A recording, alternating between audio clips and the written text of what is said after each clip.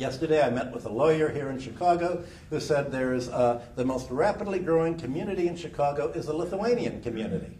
Lithuania is the only country in Europe whose GDP has plunged more rapidly than Latvia's. I think 25% in the last year.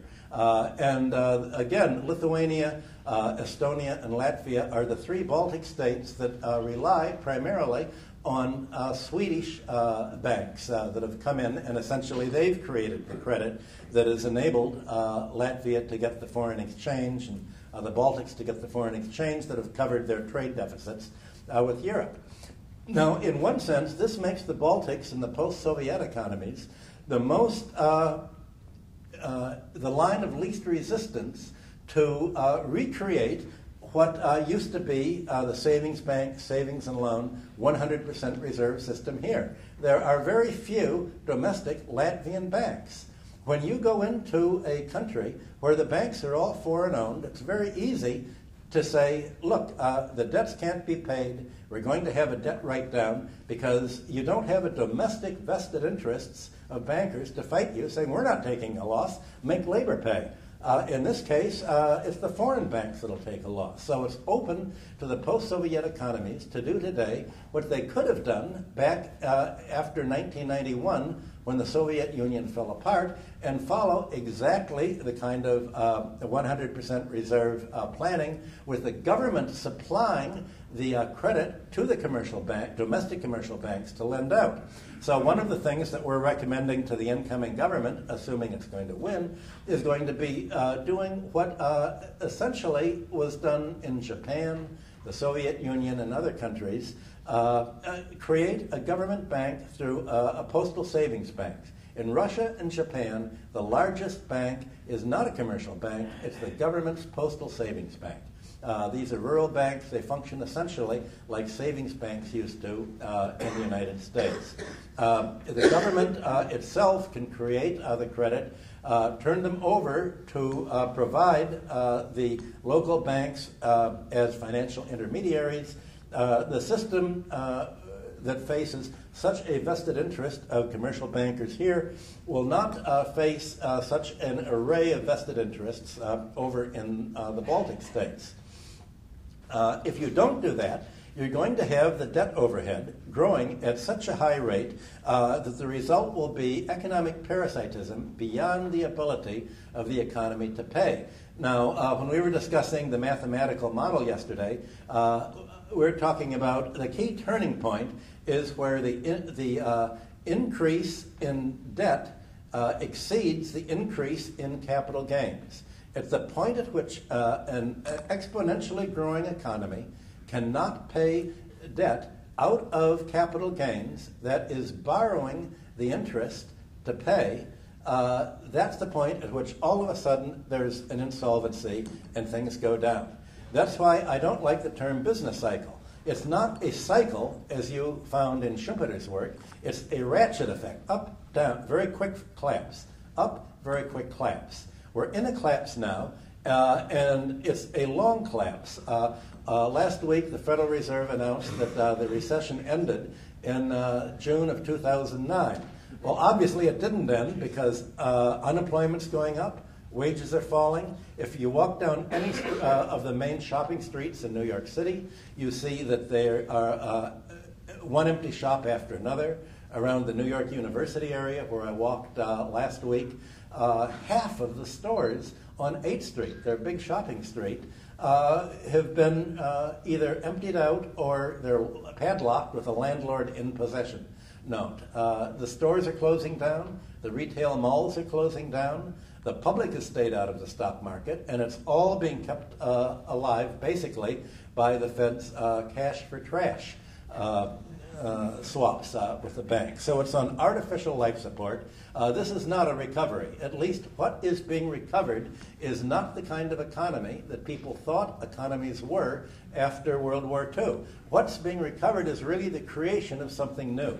It's the creation of a new power elite for the next century, and it's the elite who are the recipients of the bailout. Not only the TARP bailout, But the AIG bailout that went ultimately to Wall Street, the $2 trillion swap, trash for cash swap that the Federal Reserve has engaged with the commercial banks, and the enormous giveaway. What has been given away is the largest transfer of economic assets since the railroad land barons were given the land in the 19th century. And nobody's seen this. The government says that in order to have the economy work, you have to have a solvent financial system, meaning you have to keep the existing stockholders growing at the rate they've been accustomed to, meaning you have to lower American wage standards by 30% over the next decades, or else the banks will not survive in their present form. The Obama administration says, no question, lower the wage standards. And that is the program on which he is running. It's the program on which the Republicans are running. It's a bipartisan program to reduce America's standards by keeping the debts in place way beyond the ability to pay. And if you want to see what the future is, look at Iceland over the last 2 years.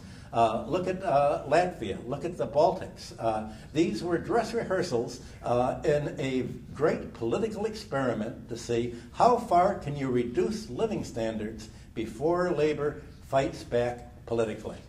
They've put the class war back into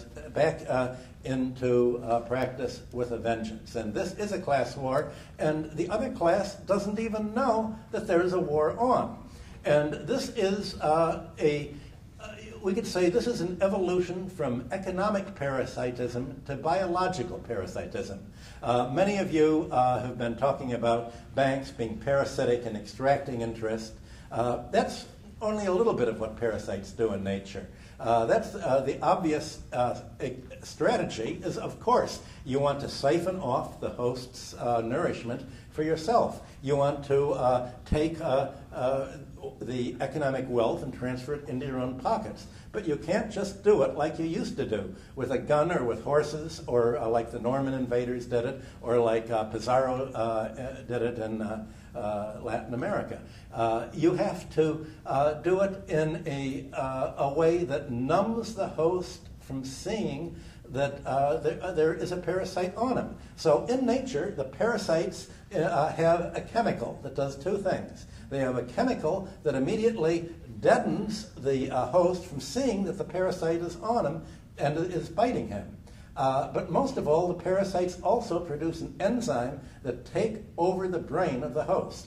And this enzyme makes the host believe that the parasite is part of its own body, and in fact, instinctively should be taken care of as if the parasite were the child of the host. And that's what we're seeing today. You have Mr. Obama acting as the parasitized brain, saying we have to take care of the financial sector in order to make the labor and the industrial sector grow. And by grow, of course, he means shrink. And in order for you to have jobs, which he means lose your job, you have to keep the debts in place, growing exponentially at a rate which is mathematically impossible, because any rate of interest is a doubling time implicitly. So the question is, how are you going to keep the wealth of the richest 10% of America's population doubling every 10 years or so when the economy is shrinking? You can figure out that somebody is going to have to be parasitized here. And that's the function of the Democratic Party, of the Republican Party. They've got their man in the government who tells them all it's all for the best. This is what a smart parasite would do in biological nature.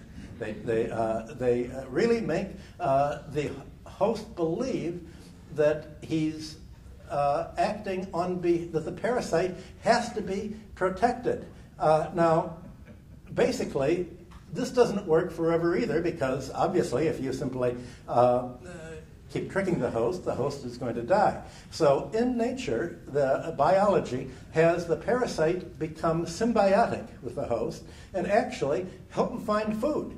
He says, look, I'm hungry. I'm bigger than you are. I'm growing as a big tumor on you, but there's some food over there. Look, I'm going to steer you.